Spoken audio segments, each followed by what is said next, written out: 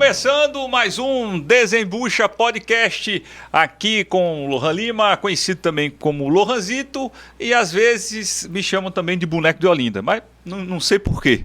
Mas enfim, estamos começando esse Desembucha que sempre traz, né, pessoas, personalidades com muitas histórias que, de certa forma, deixa a gente mais feliz e desembucha e desembuchado, fica entusiasmado. E não poderia ser diferente trazendo ele, que é uma figura política e cultural de Sergipe, grande político Jackson Barreto, que eu tenho a honra de bater esse papo com ele. Obrigado, amigo. As suas ordens aqui, viu? Seja bem-vindo. É para desembuchar mesmo? É para a gente desembuchar. Então vamos lá. Vamos. Jackson Barreto, JB, governador, advogado, movimento estudantil, político, carteiro, que a gente vai falar sobre isso. Funcionário público. De tudo um pouquinho. O Jackson hoje em dia está... Empregado das lojas Oliveira no mercado novo, lá no Thales Ferraz ainda, antes do Correio. Trabalhei no balcão das lojas Oliveira, do falecido Humberto Oliveira, irmão de Belchior, de Moacir, né, de toda essa turma dos Oliveiras. Esses meninos mais novos, o Ricardo, sobrinho, filho do Belchior, sobrinho do Humberto Oliveira, quando as lojas ainda funcionavam na porta do mercado Thales Ferraz, naquele corredorzinho das flores. Sim. Saía do mercado velho e entrava no mercado novo. Uma daquelas lojas eu trabalhei ali, com 13 anos de idade. 13 anos? Você 13. Já era menor aprendiz então, Jackson? Menor aprendiz. Das lojas Oliveira, que nós fomos para o Correio. Sim. Como estafeta. Peraí, tem uma diferença entre ser carteiro, porque todo mundo... Aí vai falar essa história sobre Jackson. Jackson pegou uma carreira dos cachorros sendo carteiro, mas ele era o quê? Estafeta. Estafeta era o quê? A diferença é que estafeta entregava telegrama. Você podia ter acesso ao Correio ainda de menor idade. Com 15 anos e meio eu entrei no Correio. Nomeado por Juscelino Kubitschek de Oliveira. Era uma portaria a nomeação, porque era de menor. Sim. Não é? Depois é que fiz o concurso interno para carteiro, já com 18 anos. Mas para entrar no Correio, entregava telegrama, os bolsinhos cheios de telegrama, até ia para a faculdade de Direito. Quando dava plantão no Correio, com os telegramas de urgência, dormia no Correio, tinha aula às 7 horas, muitas vezes cheguei na faculdade com os bolsinhos ainda cheios de telegrama. Ia em casa, tomava um banho, tomava um café, comia um cuscuzinho, não é? Ou um bolachão de coco, ou bolachão de canela da bodega do meu pai. Ih, rapaz! Era assim. E isso aí, isso tudo aconteceu. Como foi essa sua vinda? Porque o senhor é de Santa Rosa de Lima. De Santa Rosa, minha mãe chegou aqui no início da década de 50, Sim. final de 49 e 50. Qual era o contexto daquela época? Qual era o contexto aqui em Sergipe? Nós fomos morar na rua de Estância com Dom Bosco, onde eu vivi praticamente a vida quase toda, até a década de 80, 84, 85, 86, mais ou menos. O sonho de toda mãe, de todo pai, trazer os filhos para a capital para educar. Perfeito. Para ter oportunidade, né? Ter oportunidades como nós tivemos. Muitos estudaram, outros não estudaram, mas é evidente que a capital lhe dava essa oportunidade de trabalho e de estudo ao mesmo tempo. E minha mãe era uma professora, com aquela visão que ela tinha, e que nós temos, que você sabe que a educação, ela produz, não milagres, mas ela lhe oportuniza a vida. Né? Ela é libertadora, vamos parafrasear, né? Paulo Freire. Paulo eu Freire, sou libertadora, também. Pois é. E agora, no centenário de Paulo Freire, foi uma boa lembrança. Já prestamos homenagem ao mestre Paulo Freire. É libertadora. Aliás, eu devo lhe dizer que foi esse cidadão aqui, como governador, que prestou uma grande homenagem a Paulo Freire, o professor Paulo Freire, não é? O homem da pedagogia do oprimido. Você lembra da escola do Castelo Branco, do bairro Industrial, chamava Castelo Branco? Sim. No nosso governo, nós fizemos o seguinte: como o Castelo Branco foi o ditador que cassou os direitos políticos do nosso professor, não é? Justamente no nosso governo, nós tiramos o nome de Castelo Branco E botou Paulo Freire. e botamos o nome de Paulo Freire, ou seja, é o cipó de aroeira no lombo de quem mandou dar, né? Boa. Ei? É por essas e outras que a gente tem Jackson na política e, acima de tudo, como uma figura pública que traz isso. Eu acho que Na minha opinião, minha humilde opinião, um dos segredos de toda a popularidade de Jackson, independente de lados dentro da política em Sergipe, eu acho que é isso. É você trazer o ensinamento dentro da brincadeira, no contexto. No contexto. Não é? Porque eu fiz o que outros não fizeram, que poderiam ter feito, né? Outras oportunidades tiveram. E eu achei que naquele momento nós teríamos que prestar homenagem ao professor Paulo Freire, como também fizemos com a escola Costa e Silva. Sim. Demos o nome do professor João Costa. Sim. Me lembro que na época os estudantes diziam, governador, você vai tirar o nome do Costão? Eu digo, não. Vai ficar o Costa. Eu tenho uma sugestão. Professor João Costa, continua Costão. E na Médici, que era outro ditador, esse da minha geração, esse torturou, esse matou, esse perseguiu o estudante, botamos o nome de Nelson Mandela, em homenagem ao revolucionário da África do Sul que libertou seu povo, que ajudou a construir uma sociedade nova naquele país, e um nome emblemático, mundo, né? Um cidadão do mundo. Que a homenagem a Nelson Mandela significa a luta contra o racismo, contra o apartheid. Perfeito. Né? Muito bom. Fizemos essas homenagens. Muito bom. Esse é o Jackson Barreto. Gente, você sabe que o nosso Desembucha Podcast, sempre trazendo grandes personalidades e muitas histórias engraçadas, muita coisa legal. E claro que a gente tem aqui os nossos parceiros também, né, Jacques? Senão a gente não tem como fazer essa estrutura. Perfeitamente. Né? Né? Não é isso? Se não sair então dinheirinho, né? Não funciona. Ou então, como outros dizem, não funciona, mas não funciona, não pode funcionar. Tem que funcionar. É funcionar. E tem do meu amigo meu que fala, com licença, é isso aí também. Com licença. No meu tempo de garoto, quando dizia assim, licença, o nego dizia, só na intendência. Porque a prefeitura se chamava intendência, né? Sim. E você, para fazer qualquer serviço, você tinha que ter a licença. Licença na intendência. Olha, a gente tem o apoio aqui de Espaço Salão de Festas, com essa estrutura do nosso estúdio. Claro, também aqui com esse apoio maravilhoso. Um abração para o Berg, galera da Água São Cristóvão, a Amarelinha. Autopeças e Acessórios Macedo, meu amigo Nanã. Cabecinha de pote. Lucre Mais, meu amigo Moacir, também aquele abraço para você, Rede de Farmácias. Estúdio 3, Jefferson também aqui, com essa equipe maravilhosa do Estúdio 3. A Jufest do meu amigo Watson. E claro, você também, que faz parte aqui. Se você entrou no canal agora, está vendo essa entrevista maravilhosa, esse bate-papo com o nosso querido Jackson Barreto, já deixa o seu like aí também. Se inscreve, caso você não seja inscrito. Às vezes o pessoal se inscreve, mas não ativa o sininho. Ativa o sininho também, balança a sineta, como diz a história. Ativa o sininho e também compartilhe, porque vem mais história boa por aí. Jackson, seguinte, você... Posso chamar você? Claro, claro. Eu já estou velho, já sou velho. Você veio cá com história de senhor, vai me envelhecer mais ainda. Jackson, você é advogado por formação. Você chegou a exercer advocacia? Exerci, sim. Eu me formei e eu sou da turma de 71. Agora, em dezembro, no dia 8, completamos 50 anos de formado pela Universidade Federal de Sergipe. Eu sou da turma de Zé Carlos Oliveira, que é procurador.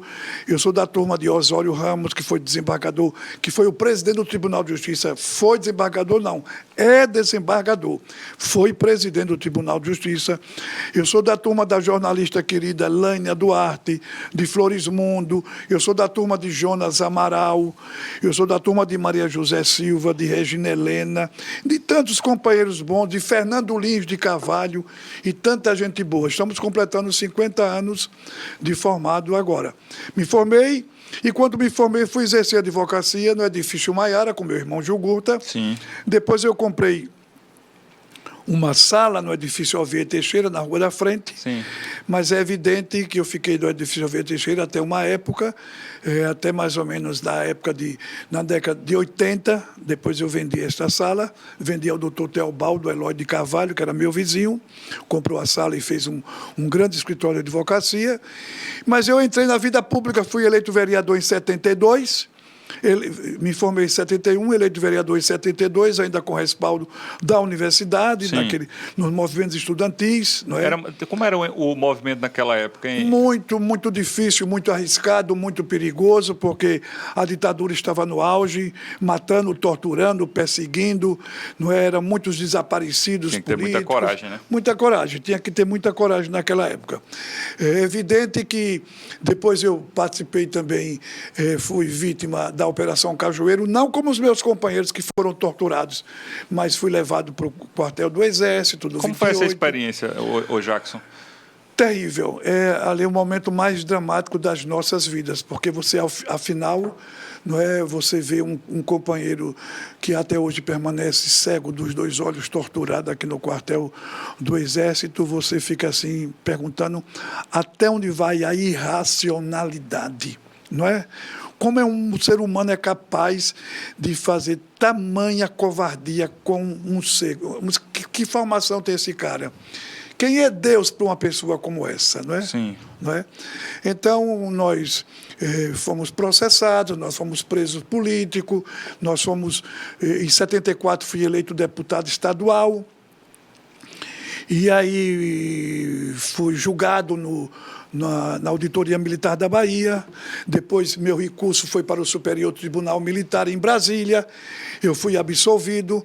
E na hora que eu fui, em 1974, naquela época da Operação Cajueiro, que eu fui eleito deputado estadual, em 75, e então eu fui processado. Quando fomos julgados, em 78, todos foram absolvidos, mas o procurador militar não recorreu.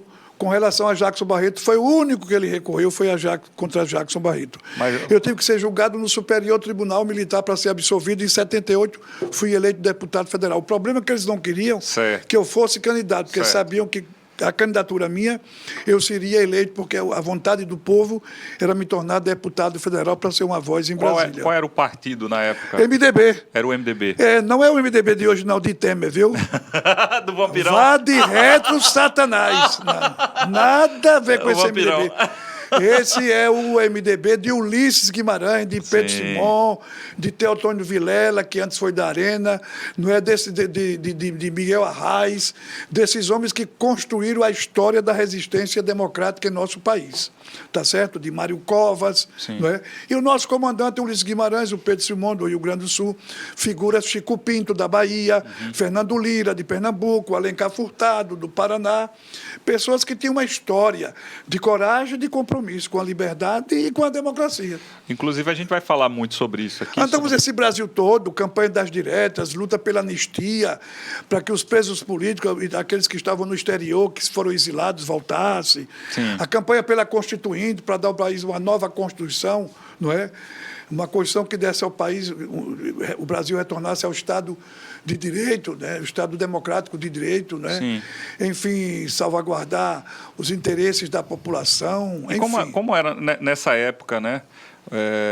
Você como um legislador, como era essa pressão? Porque tinha uma pressão muito grande. Eu fui preso, eu fui tão perseguido que, quando eu fui candidato a deputado federal, em 78, entraram com recurso para impugnar minha candidatura a deputado federal. E eu ganhei o recurso e fui eleito deputado federal, e eu fui reeleito em 82, federal.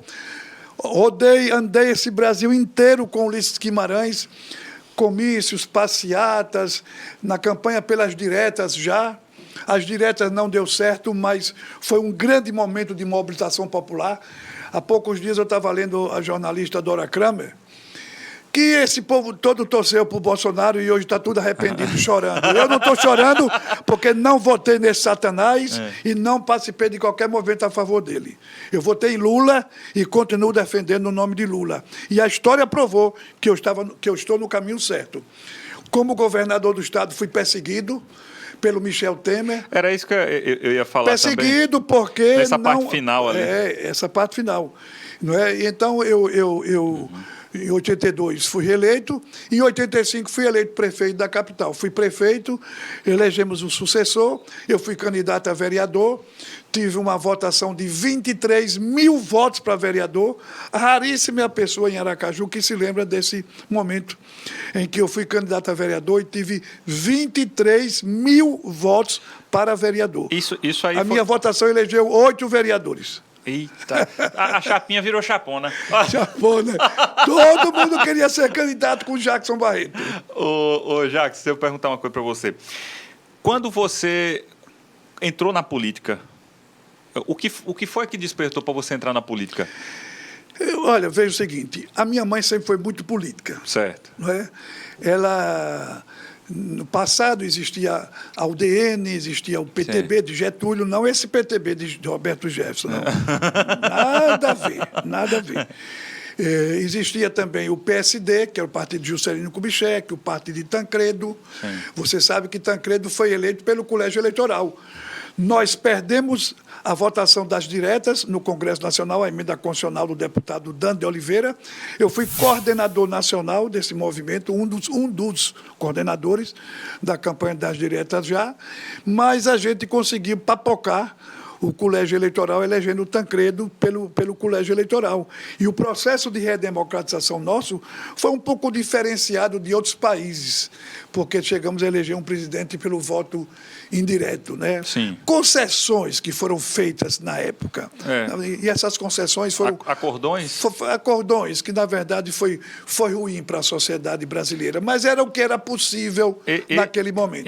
Então esse foi o contexto, mas o que foi que levou você? Você disse que sua mãe era muito política. Minha mãe muito política. Como foi essa oportunidade para você? Minha mãe muito política, torcia pelo PSD, que era o partido dela, e eu aprendi em casa a conviver com distribuição de chapa, de candidato. Eu, com 11 anos de idade, na Rua Distância com Dom Bosco, candidato a vice-governador, morava a 2 trechos da minha casa, eu entregava nas casas chapinha de candidato a governador, vice-governador, deputado federal. Era engajado, então? Era. O adversário do PSD era o DN, e o líder era Leandro Maciel. O doutor Leandro morava a 200 metros de minha casa. E a família, e o doutor Leandro não gostava muito da família nossa. Mas Por isso minha mãe foi muito perseguida. Eu fui morar no interior do estado. Chegou... No governo de Leandro, ele transferiu minha mãe de Aracaju para Santa Luzia do Itanhi. Ela trabalhava onde? Professora. Mas era em qual colégio? Manuel Luiz, na Praça da Bandeira, onde eu estudei curso primário. Aí ele disse, vai, você sai de pé. Quando ele ganhou o governo, aí tira essa professora de Aracaju, dá um castigo nela. E aí quem... Era um grupo de movimento estudantil? Foi o movimento estudantil que levou você assim? Agora você foi o movimento estudantil que me deu consciência política, não é, que abriu assim o mundo para a gente compreender a necessidade da luta por melhores condições de vida, de trabalho, por liberdade, porque naquele momento o que estimulava todos nós era a luta pela liberdade, Sim. a luta pelo retorno do país à democracia, a luta contra a ditadura que unia todos. E as palavras de ordem, que naquela época, por exemplo, os partidos clandestinos, como o Partido Comunista, tinha uma base da juventude muito grande, os militantes, Sim. os ativistas. Sim. E como só existia na legalidade o MDB era um partido como se fosse assim uma espécie de uma peneira e botava todo mundo dentro. Certo. Direita, sem-direita, esquerda, radical de esquerda, centro-esquerda. Certo. E nós participávamos desse movimento para poder comunista, para fortalecer, para lutar pela redemocratização do país, para tornar a oposição forte, como aconteceu aqui em Sergipe, quando em 74 foi eleito o senador Dr. Gilvan Rocha, o médico. Sim. Não é? Mas uma luta muito grande. Essa luta, depois com o processo de democratização. Da redemocratização. E aí, pronto, chegamos a esse patamar. E para você, como político, qual era a sua Eu fui o primeiro prefeito da capital eleito com a redemocratização. Porque passamos a ter eleições diretas nas capitais. Foi que você teve a maior votação, não foi? Tá. Sim, eu tive 71% dos votos de Aracaju. Foi a maior vitória proporcional do país, dos prefeitos de capitais. Até então, nunca tinha havido nenhuma maior vitória. Como depois também não aconteceu maiores vitórias. A de Deda foi quase próxima a esse patamar, mas não ultrapassou os 71, não. Muito bem, esse é o Jackson Barreto aqui contando tudo pra gente. Olha os cabelos brancos já aí, tá vendo? Bom, É muita história, bom, mas não é história com E não, viu? Não, é história com H. É bom dizer isso bem claro, viu? Vamos desembuchar, mas falar da história com H, porque tem muita gente aí que não desembucha, porque a história é com E. Ó, quem não desembuchar, eu vou trazer para aqui, viu? Aqui desembucha. Bom, mas vamos falar então sobre esse momento já mais recente aqui, com a gente com a parte eita, bexiga. Redemocratização. Né? Redemocratização. Soletrando agora com Jacques Barreto. Agora. Redemocratização. Gostei agora. Aí, rapaz. Mas, para você, quando você entrou nesse novo estágio, quais foram as principais metas? A gente já tinha passado por um período difícil e depois, com a vinda desse novo estágio, quais eram as principais metas para você como um político, né? Olha, eu fui deputado federal, depois de ser prefeito da capital, eu fui candidato em 90, eu estava com 72% nas pesquisas para senador. Aqui em Sergipe, as lideranças políticas da época, eu não quero citar nomes, certo, porque não quero desenterrar cadáver, tá certo? No movimento, junto com Fernando Collor, conseguiram impugnar minha candidatura para o Senado. Eu com 72% nas pesquisas para senador. Caramba. Então, tiveram que cancelar, impugnar minha candidatura no Tribunal Superior Eleitoral em Brasília para impedir que eu fosse eleito senador e papocasse um acordão que tinha sido feito aqui em Sergipe, unindo lideranças políticas. Em 90. Em 94, em 93, eu fui eleito prefeito da capital novamente, o mais votado daquela eleição. Naquela época ainda usava o bigode. Com 68%. Arranquei o bigode depois, porque eu estava ficando velho demais, né? E o bigode já estava um pouco mais distanciado, porque o bigode também já estava branco, né? Aí você disse, não, eu vou tirar, então. Vou tirar esse bigode, esse filho do cabrunco, porque precisa parecer mais jovem. É isso né? mesmo, é verdade. E aí a gente conseguiu ser candidato em 93 a prefeito da capital, voltei à prefeitura de Aracaju, e a prefeitura de Aracaju deixei o vice, que era Almeida Lima, e fui ser candidato em 94 a governador do estado. Foi a eleição que aconteceu com a eleição em 2 turnos, a primeira eleição em 2 turnos. Sim. Eu ganhei o primeiro turno, derrotei Albano, e no segundo turno me tomaram a eleição. Faz parte já da história, não quero remanejar, nem mexer de novo, não, porque tem muita ferida cicatrizada, algumas pouquinhas abertas, e eu não quero mexer mais nessas coisas. Mas me diz uma coisa, depois, com o mandato de Deda, você como vice, uma situação... Eu fui ser deputado federal. Na eleição de 94, eu perdi o governo no segundo turno, mas naquela eleição elegemos os 2 senadores da coligação, que foi o senador Valadares e Zé Eduardo Dutra, grande senador Zé Eduardo, que teve um mandato brilhante no Senado Federal. Zé Eduardo, eu, quando governador, construí um conjunto residencial lá no Porto Dantas e deu o nome de residencial senador Zé Eduardo Dutra. Porque Zé Eduardo foi da Petrobras, presidente, e fez grandes investimentos para o nosso Estado. Muitos investimentos importantes para o nosso Estado com a Petrobras. O governador, e essa parte, um período que você foi vice de Deda, e aí com a passagem dele... Como deputado federal, depois Deda foi eleito governador do Estado, com o nosso apoio. Deda governador, Belivaldo vice. Sim. E na reeleição de Deda me convidou para ser o vice da chapa dele. Deda compreendeu que naquele momento era importante, não que Belivaldo não tivesse importância. Belivaldo sempre foi uma pessoa importante e um bom companheiro. O problema é que ele achava que, como eu tinha uma responsabilidade política maior no Estado, de liderança eleitoral, que era mais importante para ajudar a fortalecer a chapa.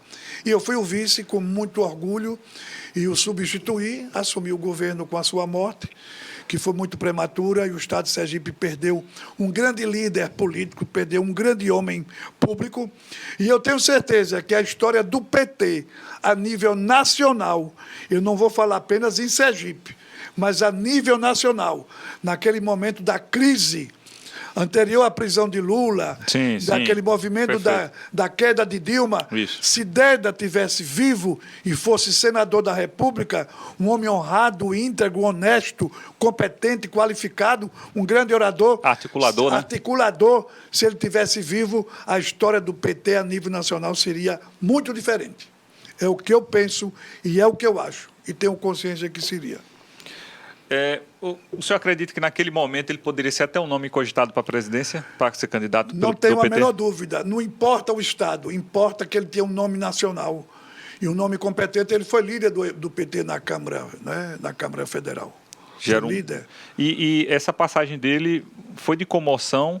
E para você, enquanto companheiro de governo, ter Foi que lidar, difícil. porque é uma grande responsabilidade. Responsabilidade, né? não somente porque tinha seu programa de governo, mas também nós tínhamos que manter. Né? Eu não estava bastante inteirado de tudo o que eu tinha no governo para seguir adiante, mas Deus me deu a força necessária e naquilo que eu pude levar adiante, nós levamos. Infelizmente, depois aconteceram os fatos que aconteceram, né, com a queda da presidente Dilma Rousseff, mas eu, no governo, fui para Brasília durante o impeachment e lá eu estava presente no Palácio da Alvorada no dia que estava sendo votado o impeachment de Dilma. Eu estava lá ao lado de Dilma, ao lado de Lula, mesmo sendo do MDB. Do vampirão. Do vampirão, e sabendo que ele era o traíra da história, Sim, né? sim. Era ele quem estava por trás de todo aquele golpe com Eduardo Cunha. E eu não fiquei ao lado dele, porque não me senti representado naquele MDB. O MDB nacional, você se sentiu pressionado? Todo contra mim, não me deixavam lá em Brasília, não facilitavam, dificultavam a liberação de recursos. Para você ter uma ideia, o governador Belivaldo Chagas está fazendo a recuperação das rodovias do Estado hoje, com um esforço muito pessoal de Belivaldo, conseguindo recursos do Tesouro do Estado, um empréstimo aqui, um empréstimo ali, e ele está fazendo essa obra que era a grande revolução que nós queríamos. Sim. Eu cheguei a conseguir 400 milhões emprestados da Caixa Econômica. Projeto aprovado, o Estado de Sergipe estava com as finanças em condições, tivemos a aprovação da Secretaria do Tesouro Nacional, que é a instância superior para a liberação de empréstimos, não é? Tendo aval do governo federal. E depois de tudo pronto, projeto assinado, pronto na Caixa Econômica, o Temer deu ordem pessoal para impedir a liberação desses 400 milhões para o Estado de Sergipe. Bandido, né? Todo. Não, o que eu achei interessante foi que ele contou no final. Bandido, né? Traíra, né? Mas situações que a política é passível de acontecer isso. Muito poder, né, Mas Jackson? tenha paciência. Negar isso a uma pessoa que dedicou sua vida, Sim. praticamente quase toda ela, à história do MDB. Sim, não, claro. E depois é o seguinte, Temer não tinha no MDB a história que eu tenho. Sim. Temer entrou no MDB na década de 80. Eu lembro que teve Ele uma pegou, declaração sua. ele Você pegou o chegou barco, agora. Você chegou agora. Eu estou lá na época de quem ia para a rua e levava porrada da ditadura dos militares. Você não sabe o que é isso, não. Você sabe também outra novidade? O grande líder o grande líder operário Luiz Inácio Lula da Silva, em 1972, eu era vereador. Em 78, eu fui eleito deputado federal, o primeiro mandato. Na famosa greve dos metalúrgicos, Sim. naquela prisão de Lula, que as greves, você não sabe, mas a história conta. As Assembleias Gerais dos Metalúrgicos de São Paulo eram realizadas no estádio da Vila Euclides, em São Bernardo do Campo. Eu era deputado federal e saí de Brasília com um grupo de deputados para dar apoio, para ajudar na segurança, para estar ao lado dos operários, para dar força ao movimento operário. Eu era um daqueles deputados que estava em São Bernardo do Campo, ao lado de Lula, o líder metalúrgico. Eu não conheci Lula político, candidato. Dos Eu movimentos conheci Lula sindicais. no movimento sindical. Sim. E de lá para cá, essa relação... Somos amigos pessoais. E eu não tenho dúvida que ele vai ser presidente da República de novo. Na verdade, se tivesse uma cachaça aqui, a gente podia começar papo, né? Olha, esse é Jackson Barreto. A gente não muita história, né? Não, aí é bom demais, assim é que eu gosto. Olha, o pessoal da nossa técnica que adora a história. Eles vêm para aqui, mas gostam de história. Olha, eles trabalham, mas gostam de história demais. Você lê aí seu relatório aí. Olha, o relatório é o seguinte. Estou aqui, certo? Esse aqui é o guia. Não, rapaz. Aqui não tem Você nada, perguntou se eu fui de funcionário da Receita Federal? Fui. É. Eu sou aposentado Não, como... não perguntei já essa, não. Não perguntou, não. Vou perguntar agora. Vamos voltar. Olha, agora eu vou fazer a Não, pergunta. mas aí vai voltar. É muita história. Já passou. Esse capítulo já passou. A gente falou muito de política aqui, dessa parte agora, seu movimento, das primeiras candidaturas. E a gente falou também sobre a questão do carteiro, que você disse que era o quê no início? Estafeta. Estafeta. Mas a gente contou uma história que muita gente fala que você levou carreira de cachorro. Que história. Porque Olha, é o terror de carteiro. Você tem uma vila operária ali no bairro industrial, mais ou menos naquela região do bairro Brasília, e já na fronteira com o Manel Preto, e onde hoje está a Legião da Boa Vontade, tem até um caíque ali. Ali era uma vila operária, tinha umas casas de operários. E eu fui levar um telegrama de urgência, um telegrama de morte, meia-noite, saí do correio, Aí é qualquer horário, no caso quem era o plantonista tinha que sair qualquer horário para levar um telegrama. E aí eu saí, não fazia medo naquela época, não é como hoje, não tinha esse nível de violência que lamentavelmente temos hoje. E aí, quando eu cheguei nessa vila operária, era uma opção de casinhas iguaizinhas, com telheiro, que eu dei telegrama e acordei a cachorrada. Porque tem muitos cachorros ali. E aí que eu dei telegrama, acordei os cachorros, daqui a pouco não consegui entregar o telegrama, e era correndo na bicicleta, eu não conseguia nem subir na bicicleta. Foi empurrando. E aí o cachorro avançou na calça. Foi mesmo, pegou? Conseguiu pegar, foi. Rasgou a calça, eu cheguei em casa com um lado da perna da calça e o outro lado sem a mas não pegou... No corpo não, graças a Deus, na perna não. Rasgou a calça. A sorte que era uma boca de sino. Era uma caque. Não esqueço disso nunca. Toda vez que eu passo por ali em campanha eleitoral, me lembro desses cachorros. Né? Agora, falando em campanha eleitoral, tem uma... por isso que eu falo, é figura cultural, né? Porque... Jackson, quando ele vai fazer movimentação, campanha, ele entra na casa do povo, ele toma... Isso foi um folclore que já passou na minha campanha de prefeito. Eu era prefeito de Aracaju e eu tive um dia que batizei 16 crianças de uma vez só. Eu tinha 40... Foi um mutirão, foi? Mutirão. Eu e meu irmão me ajudando, já falecido, o meu saudoso e querido irmão Genelício Barreto, que era vereador, foi vereador, mas na época era apenas eu que tinha mandato. Ele me ajudava, sempre me ajudou. Ele me ajudou a trazer os afiliados para o São Judas Tadeu. Era o Frei Miguel, de saudosa memória. Que Deus o tenha no céu, Frei Miguel. E aí Frei Miguel perguntava, e quem é o padrinho desse? Não, o padrinho desse é Jackson Barreto. E o padrinho desse? É Jackson Barreto. Aí ele começava a olhar para mim e disse, você vai batizar todos, e tal. 16. Então, naquele dia... Você sabe a alegria do compadre e da comadre, quando você vai levar a criança em casa, fez uma galinha frita, fez uma galinha assada. Você comeu muito, foi naquele dia. Aí naquele dia, por isso que pegou esse folclore que eu andava no fundo dos quintais, nas panelas, nas cozinhas, porque naquele dia eu tive que realmente ir de cozinha em cozinha, porque não dava para eu almoçar na casa de um compadre. Eu tinha que ir para os 16. Então, dos 16 afilhados, no mínimo uns 12 fizeram um almoçozinho, uma coisa para o compadre ir. E eu tinha resolvido batizar todos de uma vez, então eu na casa de um, comia um pedaço da casa de um, comia um pedaço da casa do outro, e ria, e brincava, e terminei visitando todo mundo, para dar alegria aos compadres, às comadres e aos afilhados. Né? Hoje eu conversei com... aqui no De Frente com Gabi, com Jackson Barreto, degustador de almoço. Mas foi quase uma degustação, porque você não ia comer muito, senão você ia ficar cheio, né? Então, um pouquinho aí, um pouquinho ali. Isso tudo era na paróquia de São Francisco de Assis, no Santos Dumont. que hoje é o nosso querido Padre Soares. Sim. Essa semana começa o festejo de São Francisco de Assis, Sim. né? Que a festa é no dia 3 de outubro, né? Eu dia não, 3? não 3 ou é lembro. 4? Não lembro. Eu sei Acho que é é esse dia período 3. agora. É. Eu sei que domingo é dia 1º, né? Domingo é domingo, Dia não. 13 é meu aniversário, né? É seu aniversário? Pô, já estou aceitando presente, viu? Pois é, e você não se chama Francisco, não? Não, me chamo de Lohan mesmo. Aí, mas eu acho que é dia 4 de outubro, né? Ou 3 ou é 4 de Não, outubro, é porque São Francisco. primeiro é sexta, né? É sexta. É sexta, A né? festa é domingo. Domingo, é. Mas domingo começa o novenário de Nossa Senhora Aparecida. Eu vou estar que é do lá Bugio. em Siriri. Tem E também começa o novenário aqui no Bugio, No né? Bugio. Que é a grande matriz de Nossa Senhora Aparecida.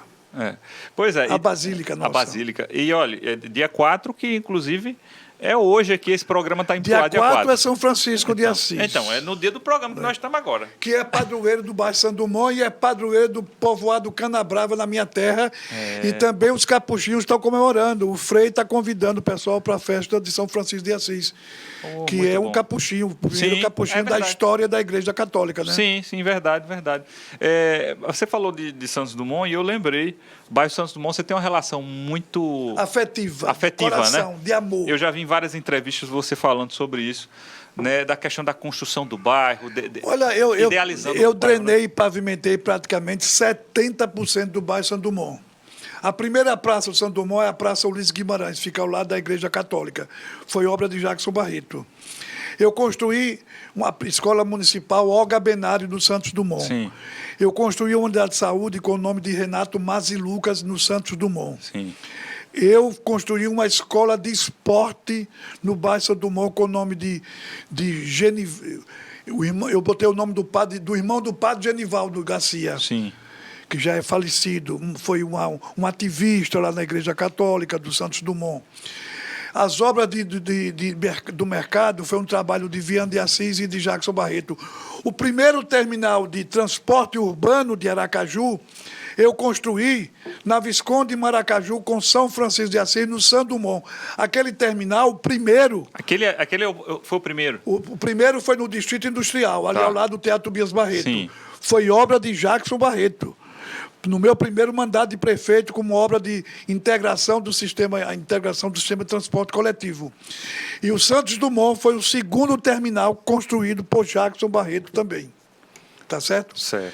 E no governo do Estado eu reformei a escola Dr. Augusto Franco e iniciei a reforma da escola Olavo Bilac e construí um campo de futebol com as áreas de outros esportes Sim, ao sim. lado, em frente à igreja. Sim, perfeito. E Ali o de São primeiro Francisco. campo de futebol do Santos Dumont, ao lado da praça, que está agora sendo reformado pelo prefeito Edivaldo, foi obra também de Jackson Barreto, em frente à Praça São Francisco.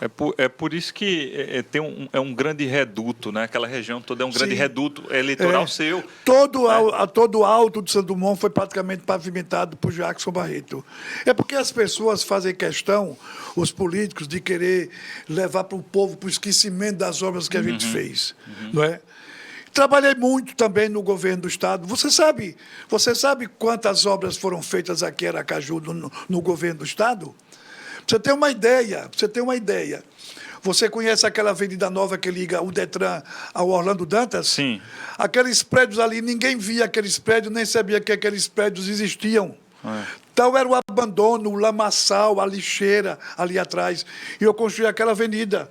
Dei o nome de meu pai, Etelvino Alves de Lima, aquela avenida Muito- que ela sai muito boa, por sinal, não é? ali pra- de Ela loca- sai do Detran e pega gasoduto. Desafoga o dia daquela região ali. Foi feita com esse objetivo. E melhorou muito o trânsito ali, porque ali era um trânsito bastante engarrafado. Sim, perfeito. E aquela opção daquele viaduto. Ficou muito Eu boa. construí aquele braço do viaduto e construí a avenida ao lado da Ferreira Costa. Não é isso? Você conhece onde é a Avenida Doutor Lauro Porto? Lauro Porto, sim. Onde é? Lauro Porto é ali na Saída Nova. Eu chamo assim Saída Nova. Né? É, da Santa Gleide. Santa Gleide, é. Na saída, atravessa o município de Socorro e vai sair lá na 235. Obra de Jackson Barreto. Uma avenida nova que deu justamente para desafogar o trânsito do canal Oswaldo Aranha. E eu vou dizer um negócio. É uma avenida nova que, para quem vai se deslocar para Itabaiana, para Itabaiana e para o norte do estado, você economiza combustível. E o preço do jeito que está agora, quase 7 conto. A gasolina de Bolsonaro, cadê E com o Bolsonaro não ia melhorar tudo? Tira a Dilma que vai melhorar, tiraram Dilma e piorou tudo. O povo passando fome, o desemprego, inflação, gasolina do preço que está, óleo diesel do preço que está, e a população desempregada e passando fome. O Brasil tinha superado esse estágio, essa etapa de fome, e agora a fome voltou aos lares dos mais pobres, não é? Era até isso que eu ia perguntar para você. O povo brasileiro sabe que Lula vai ter que voltar. Na verdade, o Jackson, era isso que eu ia perguntar para você. Essa situação atual da política no Brasil, eu não falo nem só de cenário econômico e social, mas essa política atual, assim, muito... Um desastre. A economia é um desastre. Né? Não, vamos falar da política... Quase 15 mil desempregados. Está uma dicotomia, Quase 15 mil desempregados. Milhões, né? Milhões de desempregados. Você já viu o nível de desemprego que esse país chegou? Desemprego, fome, inflação, óleo, combustível e tal. E essa vergonha que está o Brasil de hoje... Você já pensou na situação que nós chegamos? E dizia que tudo isso era só tirar Dilma que melhorava tudo. Piorou tudo. O Brasil deu exemplo de como vencer esse monstro chamado a fome. Deu aula ao mundo inteiro com o presidente Lula, Sim. aclamado internacionalmente. Voltamos a passar fome, não é? Quantas pessoas canceladas aí? Eu pensei que você ia falar da pizza, comida eu pensei que você ia falar da pizza. Não, a pizza foi a malandragem que fizeram para tirar Dilma, né? Não, pai, da pizza que o presidente comeu na rua, porque não pôde entrar nos Estados Unidos agora. Eu queria que ele morresse de fome, para ele saber o que é bom. Não é? Por mim, ele podia morrer de fome. Ô Jacques, você disse que conhece Aracaju na palma da sua mão. Hoje, no tamanho que Aracaju está, você ainda se arrisca? Eu conheço ela todinha mesmo, a cidade todinha. Não, eu diria que eu conheço muito bem de 70% a 80% da cidade. Sim. Hoje já tem áreas que eu preciso ir pessoalmente para conhecer, porque áreas que eu desconheço. Sim. Agora, as áreas essenciais, por exemplo, você vê aquela obra que nós fizemos no Porto Dantas, você não viu?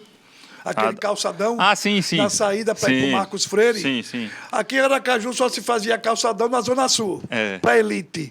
Para o povo, nada de calçadão. Interessante que uma mulher, na inauguração do calçadão do Porto Dantas, ela disse, Jackson Barreto, você já viu como aquele calçadão da 13 de julho, aquele canal ali fede, aquele mangue ali fede? Você está inaugurando um calçadão que é mais bonito do que o da 13 de julho, e esse daqui não fede, e o de lá fede.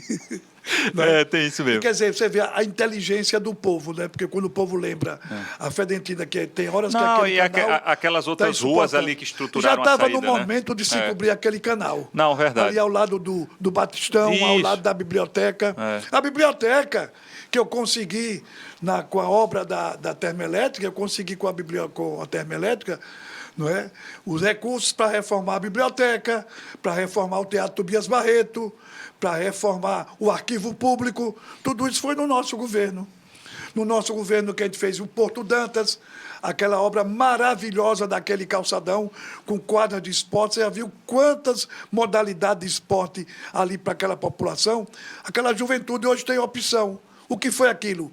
O governo de Jackson Barreto. O governo de Jackson Barreto que trouxe. Você já observou... Você acabou de falar aí da Avenida Lauro Porto. Uma saída para Aracaju pela Santa Gleide. Sim. Você viu a obra da Avenida da Ferreira Costa, do Detran, para Orlando Dantas, uma saída do Detran na direção do Santa Maria da Zona de Expansão, uma saída de Aracaju. Você viu no Porto Dantas que Jacques Barreto construiu uma nova avenida, inclusive com aquela região urbanizando toda a área de Chica Chaves, com uma nova avenida, uma nova saída de Aracaju na direção do Socorro. Inclusive, você observou os detalhes? Eu passo toda desenhando a articulação da cidade frente às saídas, né? Perfeito. E eu noto sempre que às vezes que eu passo por lá, que eu vejo... Tem 2 anos, 3 anos foi... Mais ou menos isso. Tem por aí. E você passa lá e à noite, por uma hora dessa, tem muita gente utilizando, caminhando. Ou seja, não a população cuida também, né? Por isso lá tem um movimento dos jovens, que é o sargento da polícia, Sim. numa feliz iniciativa. Ele promove campeonatos lá de futebol e bota aquela juventude para deixar as drogas de lado. Sim, não é? é muito Quer bom. dizer, aquele ali serve até, inclusive, é uma ampla opção na área de esportes ali.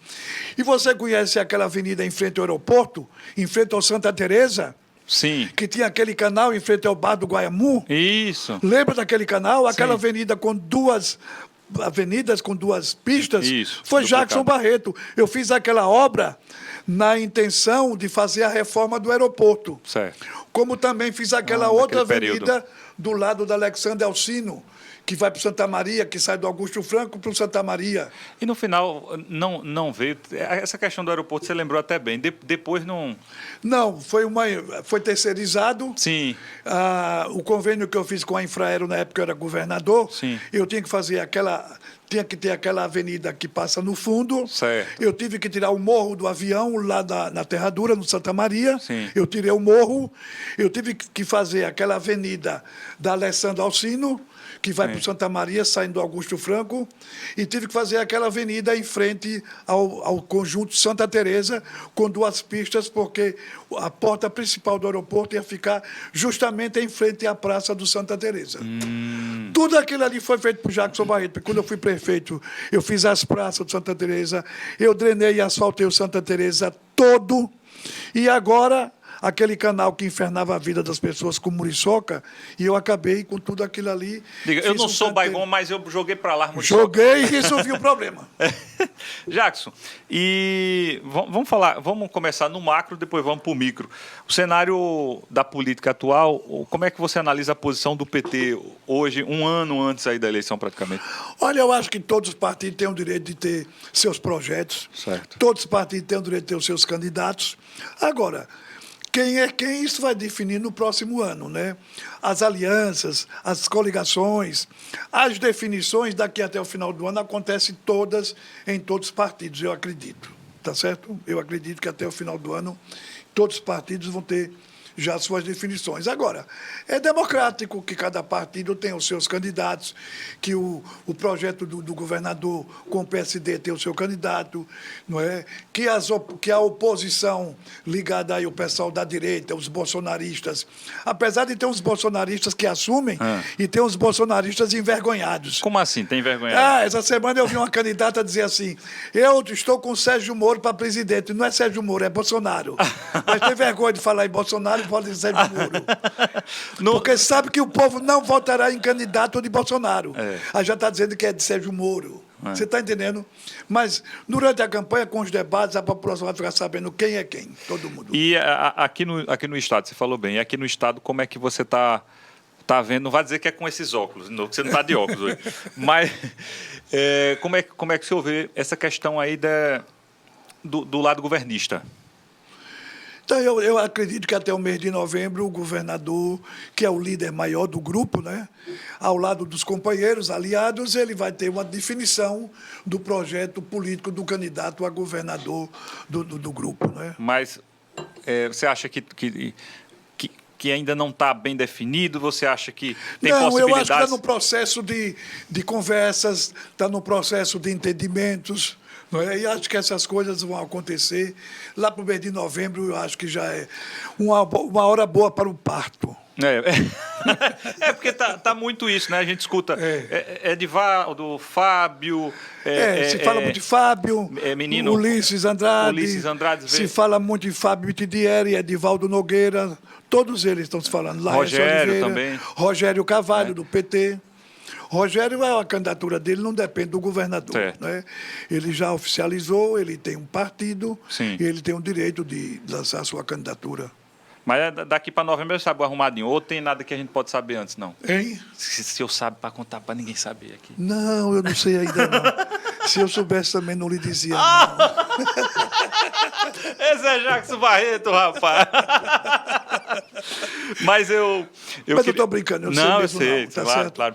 Essas coisas só vão ser definidas lá para o mês de novembro, porque agora está na época das conversações Sim. finais, e o governador, de forma democrática, ele vai consultar todos os companheiros. Né? E ele é um cara coerente, né, Jacques? Ele é uma pessoa boa, é uma pessoa do bem. Então, eu acho que vai ser conversado isso com todos, e lá na frente, então, tem essa definição. Muito bem. Mas, independente de quem seja, qual o perfil desse candidato a governador que você acha que esse cara... Eu acho que o perfil tem que ser assim.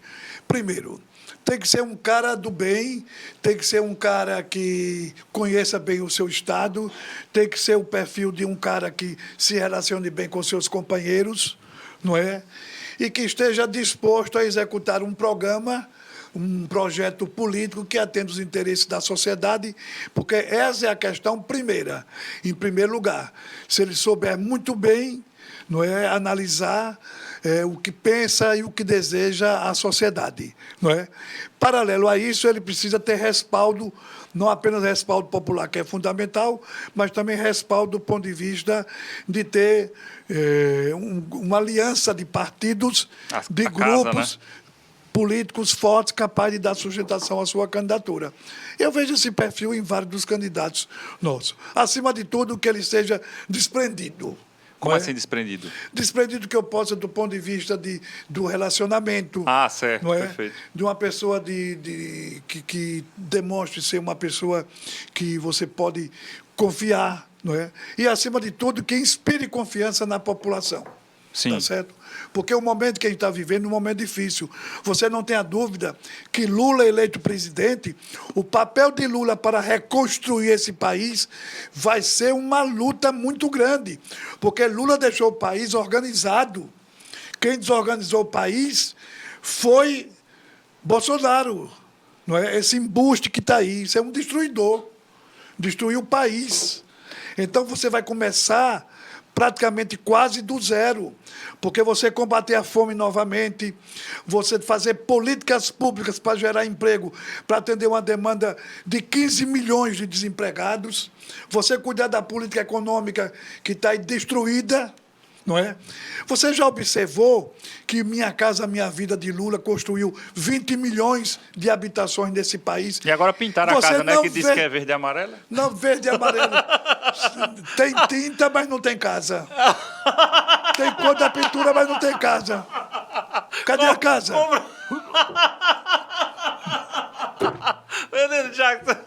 Verde e amarelo é a nossa cor nacional, de nós todos que amamos esse país. Era até isso que eu lhe perguntar, essa questão sobre o símbolo da bandeira, e sempre a extrema-direita, liderada aí por Bolsonaro, trazer isso é para explorar o sentimento do povo brasileiro. Patriota.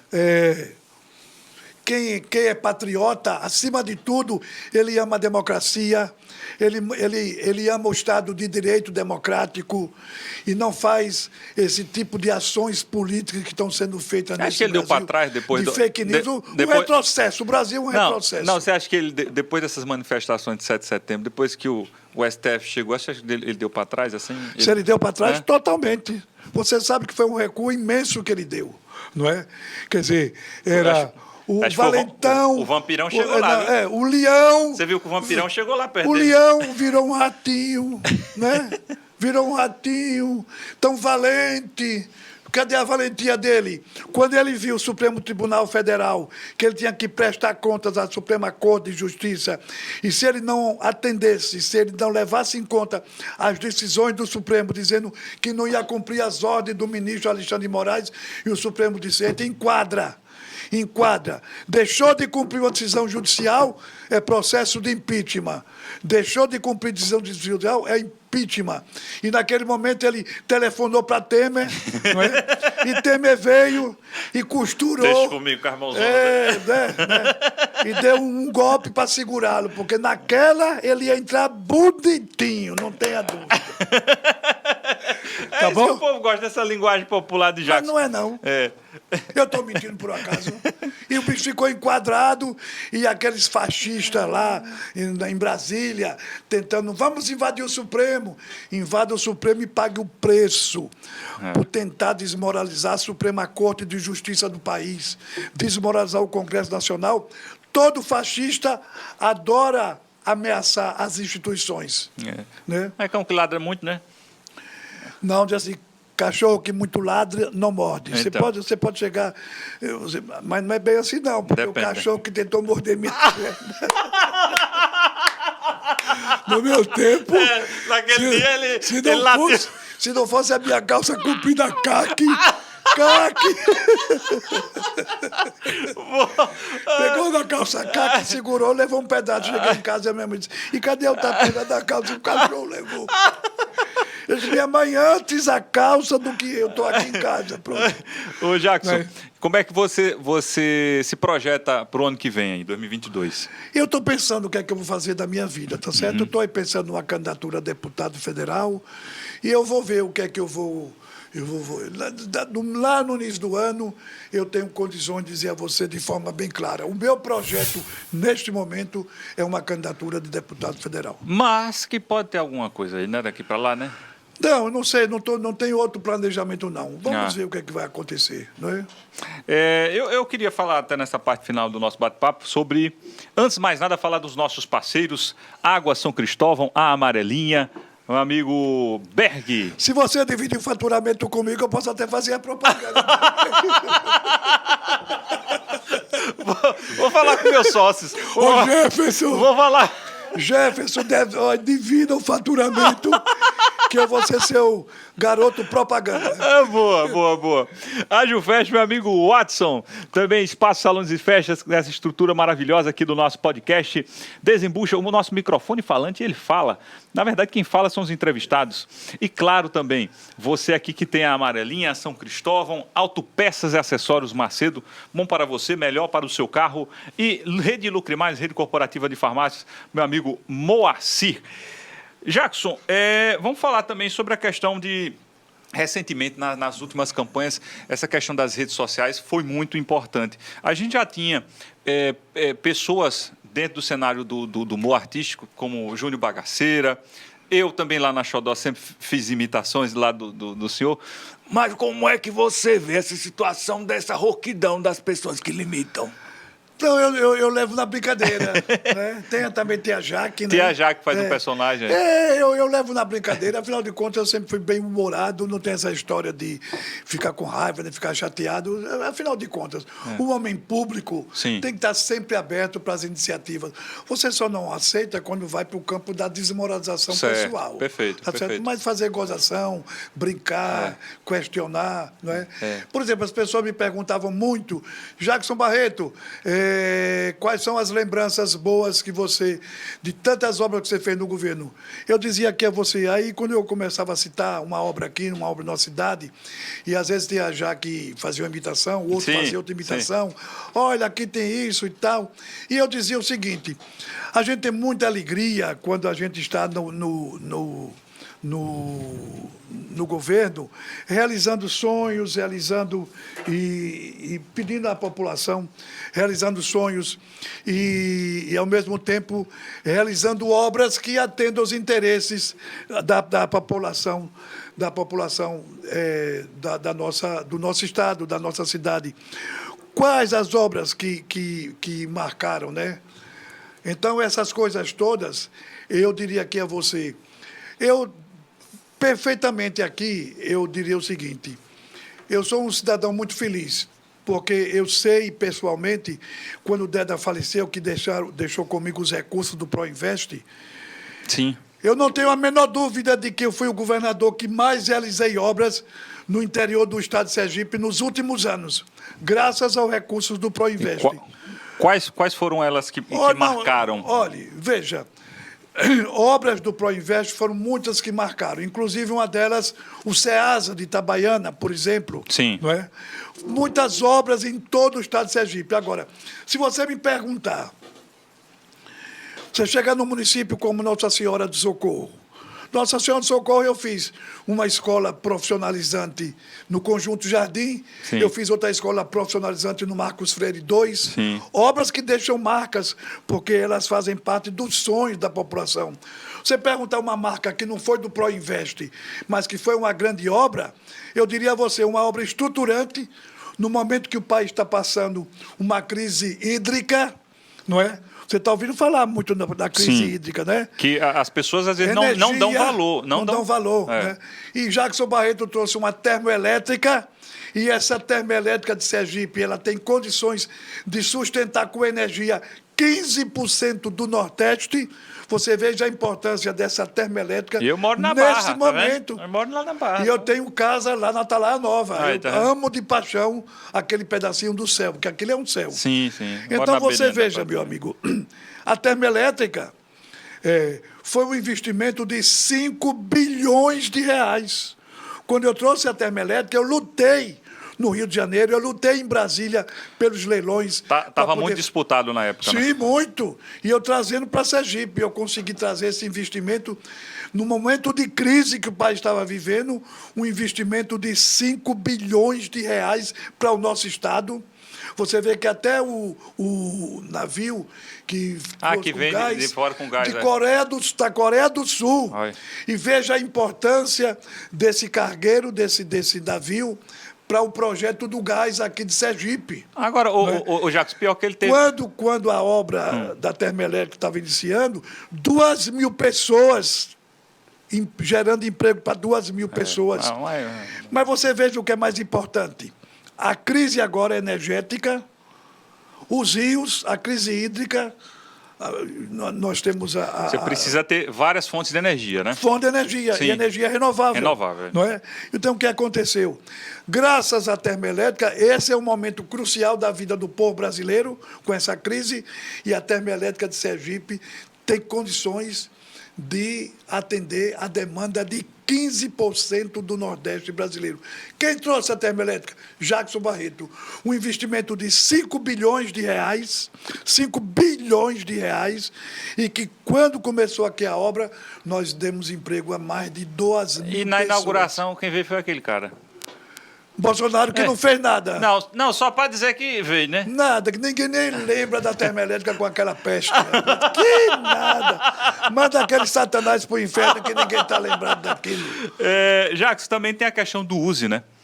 Dos tomógrafos, né? Não, que não... Olha, do USE foi os tomógrafos que eu trouxe e levei tomógrafo para Itabaiana.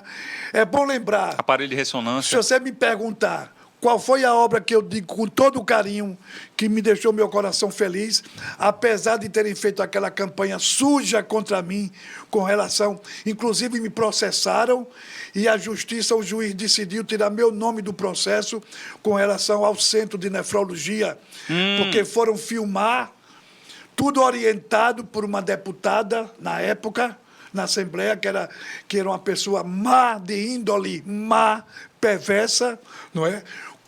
Acobertada com setores da imprensa que queriam me desmoralizar. E o Centro de Nefrologia, nós não fomos inaugurar, fomos apenas mostrar.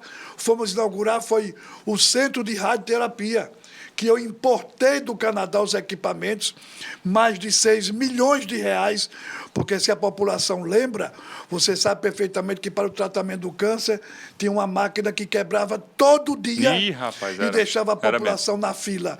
E eu, então, construí um novo bunker e trouxe uma unidade de radioterapia, importei os equipamentos do Canadá, inaugurei a unidade de radioterapia. Inaugurei também a de nefrologia, porque o povo, para fazer hemodiálise, era uma humilhação o que tinha no USE. Era uma salinha apertada, desconfortável, não atendia a população. E eu fiz uma enfermaria completa, moderna, com todos os equipamentos, que as pessoas deram entrevista na época dizendo aqui só falta agora chegar no céu. De tanta beleza que era. Mas a imagem que passou para o mundo, e até o Jornal Nacional botaram para me desmoralizar por causa da eleição que era naquele ano. Tudo tinha um objetivo político, tá certo? Mas está lá. O Centro de Nefrologia foi Jackson Barreto. A unidade de radioterapia foi Jackson Barreto. Você viu a pandemia que o nosso governador Belivaldo trabalhou com muita competência. Você viu que os estados brasileiros, quase todos, passaram uma crise imensa com a pandemia e aqui o Belivaldo soube conduzir bem. Mas para fazer também, cuidar da pandemia, como podia tomar conta da pandemia se não tivesse 54 leitos de UTI que Jackson Barreto deixou inaugurado lá no USE? E eu dei o nome de Marcos Prado Dias, aquele grande médico. 54 leitos de UTI. Então, muitas obras que, com certeza, em várias gerações serão lembradas. Né? Não está lembrada. Há poucos dias o governador inaugurou o programa do leite materno, que tem o nome de Marli Sarney. Aquela obra foi iniciada no nosso governo e Belivaldo concluiu aquela obra importantíssima. Tá certo? Agora, por outro lado, você veja o que acontece. Você viu a semana passada, retrasado, o governador inaugurando o grande centro de reabilitação para pessoas com todo tipo de deficiência, sim, não foi? Sim, ali no E deu o nome de Leonel Aquino, que era aquele cadeirante, que era presidente da Associação das Pessoas com Deficiência. Leonel Aquino, um grande batalhador. Lembra de Leonel Aquino, que andava numa cadeira de roda? Sim, sim. Pois bem, aquele centro de reabilitação, ele cuida de todas as deficiências do ser humano. Deficiência visual, deficiência auditiva, deficiência física, deficiência ortopédica e deficiência também daquele tratamento especial para as pessoas com síndrome de Down. Down. Não, síndrome de Down não. Síndrome de Down vai tratar lá. Autismo. Eu falo com autismo. Autismo. Lá em casa, minha irmã é especial também. Pois é. E a gente sabe como é a necessidade de não, se ter esse espaço. O que me motivou para fazer aquela obra, eu faço justiça. Se não fosse o governador Belivaldo agora, que ele equipou e botou para funcionar. Porque eu construí a obra, porque eu analisava da seguinte forma. As pessoas pobres em Sergipe, para tratar de qualquer tipo de deficiência, quem não tiver um plano de saúde se acaba. Não, e aí eu disse, eu tenho que construir essa obra, eu vou deixar essa obra pronta. E deixei o centro de reabilitação. Não tive tempo de equipar, e o governador equipou, e você sabe, para equipar um centro de reabilitação daquele também. Muito caro, muito difícil. Muito custo, um custo muito alto.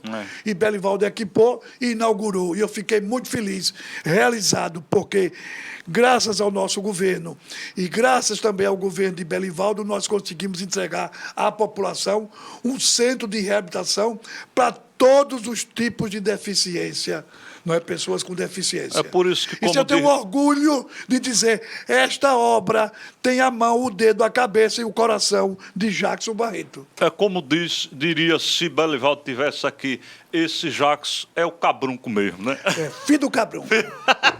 Jackson Barreto aqui no nosso Desembucha. Só para finalizar, eu queria saber... Ainda quer mais? Não, rapaz, é uma coisa simples. Rapaz, estou cansado. Não, eu tenho uma curiosidade. Vamos embora para ganhar. Não, eu tenho uma pergunta que é uma curiosidade minha. Eu sempre lhe encontrei, certo, em transmissões da Xodó, a gente vários eventos. Jackson gosta de ouvir o que de música? Meu amigo, eu sou um cara antenado com o momento. É mesmo? É. Piseiro. Piseiro. Eita. Não é? Eu estava há poucos dias escutando esse menino que é o sucesso atual, mais novo. João Gomes? Não, um anterior a ele. O Zé Vaqueiro. Zé Vaqueiro. Gosto de Zé Vaqueiro, como também... Aquele lá da mototaxista, Letícia. Né? Letícia. Eu gosto também de Zezé de Camargo e Luciano, mas estou com raiva agora que ele é bolsonarista. Peguei meus CDs tudo que eu tinha de Zezé de Camargo, férias. Teve ligação com o Bolsonaro, vá pro inferno, não quero saber. Não, mas eu sei que você gosta de música baiana também, e eu gostaria da gente finalizar, nós dois cantando. A cor dessa cidade sou eu, o canto dessa cidade é meu. Valeu, Jackson! Valeu, um abraço! Valeu! Boa noite. Se inscreve aí, deixa o like. Não vai dar um abraço para Jefferson, não, o patrão, velho. Quem? Jefferson? Sim. É meu sócio. Ele não é meu patrão, é meu sócio. É seu sócio? Mas depois eu quero saber quem vai pagar os patrocinadores aí. Valeu, gente. Se inscreve no canal, caso não seja inscrito. Deixa o like, compartilha pra galera aí, viu? Desembucha Podcast. Semana que vem tem mais. Valeu, Jackson. Um abraço.